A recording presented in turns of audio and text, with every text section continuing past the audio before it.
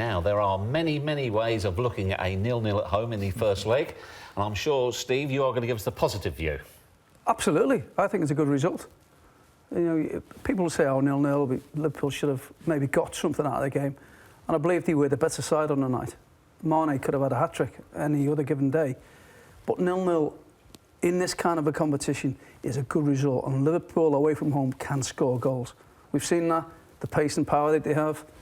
It's a tricky one, but it's not over by a long shot. Everyone will be disappointed initially, but I don't think Jurgen will be, you know. I think he'll be quite delighted with that, saying, we're in it. Well, he'll have to put on a public face of confidence, of course. I think it'll be a professional face. I think he'll say it as it is, that it's a good result. I'm sure he will. Because Liverpool, as I say, can score goals, especially away from home. Well, if you can't score at home, why should you believe you can score away from home? Because the onus is on Bayern to come out now. They know what they have to do. They have to come out and score against Liverpool, but they have to be very cautious that they don't concede. And you've got one of the best front threes in European football. You know, we saw that last season in this competition, got all the way to the final, come up short in the end.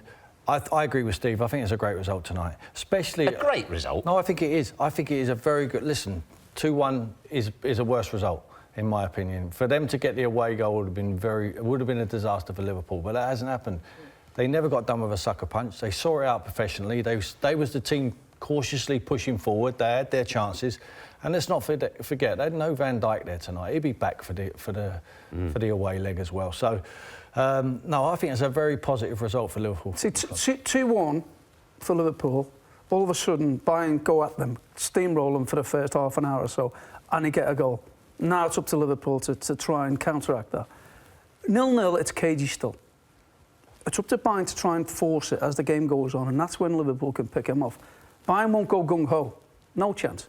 They'll be very constructive in the build-up play, as they were tonight. I thought they'd be a bit more adventurous, given the problems Liverpool have on the back four, but they weren't. They were still very cautious, very constructive, and I think they'll do the same again. Does either side have any advantage? Yeah, I think Bayern have probably the advantage just because it's at home. The second leg, we spoke about it, Tim and I. I think because it's the second leg, you can manage it better. And you know what to do, when to do it. And if you need to press and push and bring your substitutes on and try and change the course of the game, then you can do. But you can't be overconfident, and that's the problem Bayern will have. But playing at home in front of that big crowd there, the onus is on them. You know, they're going to have to spring forward. They're going to have to leave space at the back, and that's when Liverpool can exploit it. We've seen them do it time and time again in the Premier League. And they play against better sides than Bayern Munich in the Premier League as well. Yes, Lewandowski's going to be a threat going forward, but tonight Lewandowski would have licked his lip. Fabinho, Matic, two centre-halves, I'm going to score here tonight. I'm going to get us the away goal. We never hardly had a look in the game. You know, they can shut him out. They get Van Dijk back, they can shut him out, and they can just spring. They can wait. They can wait for their time. Steve's right. When they think, Bayern think now's the time, we have to come out, we have to score that goal, Liverpool will catch them. They score one, they need to score twice. I think it's a 50-50 game at this stage, but it's a great tie to look forward to. I mean, all the talk was how Liverpool would cope with that patched-up defence. As Tim said, in the end, I mean, not only did... Was it the way Liverpool set up or the way they played, or did Fabinho and Matip actually do a first-class job? Yeah, they did well. Two of them did very, very well. Again, but it was a pragmatic Bayern Munich. They weren't going to win that tie tonight at Anfield, just because Liverpool were cut short at the back in terms of the personnel. It wasn't going to be won tonight on this performance. So they've worked it over 2 games and worked their heads well. They're experienced enough to know what they're doing. And they thought, it's OK, we can get another bite at the cherry, get them back at our place. And again, it's very much game on for the 2 sets of players. And as I say, Jurgen won't be too disappointed. I bet his press conference is very positive. When you look at the performance as well, Tim, is it one of those nights, given it was lots of half chances and bits and pieces for Liverpool? Do you agree with Steve, on another night, they could have had 2 or 3? Yeah, they could have done. I mean, Mane's more than a half chance. From the one he swivels about 3 yards out from goal with on his left side, a little bit off balance, that's a very good chance. You know, on any other day, they could have scored 2 or 3 in that game. You know, we'll be singing their praises. I think we're right singing their praises because I think that was a very, very professional performance in Europe at home. It was the right amount of attacking, the right amount of chances created. Neuer made some very, very good saves. You're going to have to play well in the second leg to be able to do it. Alisson was hardly hardly tested tonight. The one that hit him and he didn't know much about, that was about it. but that's it. But overall, you'd say Neuer was far the busier goalkeeper. And on a number of occasions as well, there was opportunities, not chances, when Liverpool were running at and Mane and Salah, when it was just a final ball, was either behind somebody, hit somebody in front, defender got a block in. They were opportunities, not chances. But on any other given day, their chances and their goals. So that could have been easily 2-3-0 for Liverpool tonight. Do you think the Liverpool players in that dressing room, though, will feel that was a good result, or will they also be not quite sure? Is it one of those where you need to maybe leave it a day or so and think, actually, that's decent, and take up the points you two are saying? Well, expectations were for Liverpool to go there and, to Anfield and beat them, maybe one, possibly two, get a good advantage going to Bayern. It didn't happen, but 0-0 is a good result. They've got to be experienced enough to know that. And as I say, Liverpool can score goals against anybody. In world football, they can. Bayern had players missing as well, though. Was this Liverpool's best chance? I think Muller's and Muller will come back in. I think he makes runs from midfield areas. Boateng, I'd like to see Boateng play because I think his legs are gone. I think he'd get back in with Hummels. I'm not sure they have enough pace when they're going to have to play higher up the field. Yeah, listen, it's another week down the line for Alexander-Arnold. You know, he's coming back from fitness. That's another game under his belt. He'll get stronger when they need to maraud. I thought tonight him and Robertson stayed at home a little bit, and Henderson done a great job in front of him with Wijnaldum just protecting there. So I thought it was a really professional performance, a little bit more cautious than we'd expect from Liverpool, but not without creating chances. Would you say it was a controlled performance? I would. I think it was a very controlled, experienced Champions League performance from Liverpool, obviously gained from the experience what they had last year of going so far in a competition. They really believe that they can take on anyone, and I think on that performance there, you'd have to say. Point being, you're not going to win a tie on that one game. No, it's over 2 games, and that's the fantastic thing about the Champions League when it gets to this part, when the knockout stages. It's over. It's horses for courses, and it's 2 games. Yeah. I do think if Liverpool, it might have been better for Liverpool to have the second game at Anfield. Yeah. Quite a few people would have been looking at Serge Gnabry tonight. What did you make of him? Interesting. He was a lot better player than what we saw at Arsenal. I think, to be fair to Serge, he never got a crack at the whip there. He never got a run of games. And he's allowed to develop and he's allowed to mature, and he's obviously doing that. I thought he was OK there tonight. Yeah, I think he's a decent player, obviously, as he wouldn't be playing for a giant of a football club like Bayern Munich. But also as well, the question it begs, because Liverpool have got to put the Champions League away tonight now, and they face Manchester United in a huge game on Sunday. That's 3 draws out of the last 4 games. Momentum-wise, it's clear that Manchester United have the upper hand, or will it not matter if they believe that result is as good as you say it was tonight? It won't matter, seriously. I think United have got the tails up. We've seen that. Fantastic performance, I've got to say. It really was against Chelsea. Not just a 2-0 scoreline, the way they did both sides of the game, with and without the ball. I thought they were immense defensively. I've never seen United like that for a couple of years or so, maybe longer. The way they were working for each other, doubling up, making sure that we're getting blocks in. And then the pace and the power that they have in attack. So they looked a top team against Chelsea. So Liverpool won't have it easy. But again, there's only one other team that I've seen take the game to Liverpool. That's Manchester City. Now, if United take the game to Liverpool, I think it actually suits Liverpool for on that counter-attack that we've just spoken about, that they might be able to do against Bayern Munich. And it will help Liverpool hit them on the break. Because we'll stick 3 in there. You'll have Milner's probably in there, and Henderson, and Wijnaldum, or Keita. But it looked as though Keita's injured. But the 3 holding midfield players will stay in there and try and choke that midfield area. The Pogba's of this world, it matters if he's playing. And Liverpool will do the homework and make sure that area of the pitch is tightly marked. What do you make of Liverpool right now, Tim? I think they're on a wobble. I believe that. I think they're looking over their shoulders at a runaway train, which is Man City, the strongest team in the Premier League, with everyone back fit, bar Mendy at the moment. So I think they are looking over their shoulder. If you were to give them this position at this stage of the season, at the beginning of the season, they would have took it. They would have ripped your hands off. To be in the lead at this stage, going into the last 12 games, they would have definitely taken it, 1,000,000%.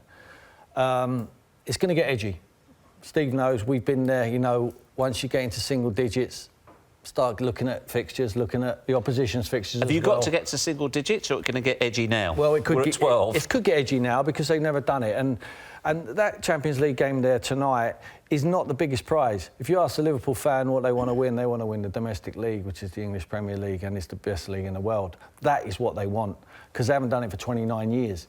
Now, if you ask Man City that question, and their fans, yes, they want to win the domestic league, but then players and the hierarchy there and the manager, they want to win the Champions League. That's their biggest prize. Now, I'm not saying they're going to take a foot off the pedal by any means in the Premier League, Man City. Of course they won't. They'll want to win it again. Back to back, we know how hard that is to do. The advantage is with Liverpool, but look over your shoulders, because these are coming. I went for Man City at the beginning of the season. I won't change my mind, because I think they catch Liverpool. Well, the last man to lift the trophy for Liverpool is Steve McMahon. You live in the city, you go to the games. Do you sense there is a nervousness, as Tim suggests? They are looking over their shoulder. And how much of that is that down to the nearly 3 decades since you last lifted the trophy? Yeah, or what you're saying is spot on, and what Tim's saying is spot on. I was at the Leicester game, and you could feel it. And you're talking about getting to single digits. There's 14 games when Liverpool played Leicester, and you could feel it. You could feel the anxiety and the nervousness between the players and the supporters. And there's a long, long way to go yet, but it was so tense for everybody involved, and we were wondering what was happening. Who's the most nervous? The fans? The fans are, yeah. But it translates onto the pitch. Of course. And I think Tim made a good point there about the players are experienced players, but they've never been in this position before. They haven't won a trophy for Liverpool. They can be, I mean, gods in the city if they go on and lift that trophy. But it's who holds the nerve. Yeah. And looking at the Leicester game and the West Ham game, remember before the Leicester game, you had City went to Newcastle and were turned over. Yeah. All of a sudden, Liverpool got now the momentum, playing Leicester. Can he go 7 points ahead? Yeah. I think then it's league over. Yeah. I do. Not only that, Steve, you couldn't pick a worse time to play Manchester United. If Manchester United wanted to play this game, they would pick now, this moment, because they are flying. And if they want to beat and mess up anyone's season, it's Liverpool. Well, not just mess up anybody's season. And they've got something to play for themselves. Top Absolutely four. right. Top four. And he wants the job. Of course. And I think, well, he's doing a good dress rehearsal at the moment, isn't he? I'm not sure he can do any more than what he's done. But this is a massive game. Steve will tell you, this is their biggest game of the season. When the fixtures come out, you go, when's the Liverpool game? Where's the Man United game? Yeah. Depending on which dressing room you're in. This is a huge fixture for both sides.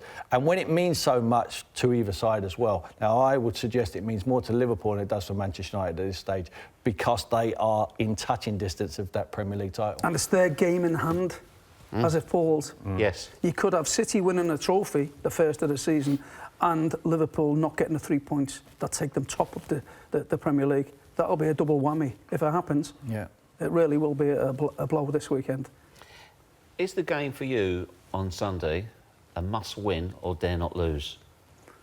Not lose. I think if you get a point at Old Trafford, given the form they're in. But is a point good enough? Yes. Given City's form in this yes, title there is. race? There's a long way to go. Of course it is. It's a good point. Liverpool won't settle for a point, mind you. But yeah, it would be a good point. I'd settle for a point now. That'd be 4 draws in 5. Yeah, but it's a good point. They'd still be top. They'd still be top of the Premiership. If they got the point at Old Trafford and the season finished now, Liverpool would win the league. So it's a good point. What sort of result would a win for Liverpool be? Well, it's a fantastic win if they do. You know, it sends out another message. It sends out a message, a big message to Manchester City. It keeps them on their toes. They're going for the trophies. They're going to try and win week in, week out. And Liverpool can just take the foot off the gas a little bit, winning at the arch rivals Manchester United. It sends out a big message. We're now top of the Premier League.